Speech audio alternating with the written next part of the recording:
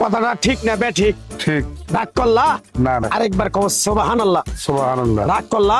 না রাগ করলা? কি ভাবছেন? আপনাকে জিজ্ঞেস করছি? একদমই না।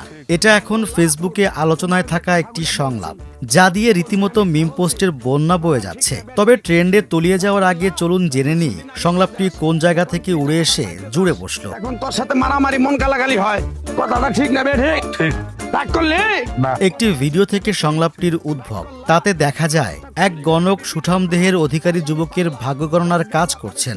সেখানে ওই যুবকের জীবনের নানা ঘটনার বর্ণনা দেওয়ার পাশাপাশি প্রতিটি বাক্যের শেষেই তিনি অত্যন্ত আত্মবিশ্বাসের সঙ্গে উচ্চারণ করছিলেন, রাগ করলা? কথাটা কি কইছি বুঝতে পারছো? জি। রাগ করলা?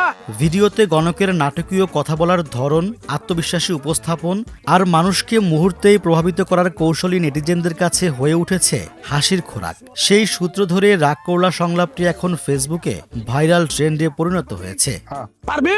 পারবো আরেকবার কবি বিসমিল্লাহ। বিসমিল্লাহ এই ট্রেন্ডের জনপ্রিয়তাকে কাজে লাগিয়ে বর্তমানের কন্টেন্ট ক্রিয়েটররাও বসে নেই। তারা হুবহু ওই ভিডিওর অনুকরণে নিজের মতো করে কন্টেন্ট বানাচ্ছেন, যা আপলোডের সঙ্গে সঙ্গে সামাজিক মাধ্যমে ছড়িয়ে পড়ছে। তো তোমরা এই আজব দলের আজব কিছু সাপোর্টার, কথা সত্য না মিথ্যা? সত্য। রাগ করলা?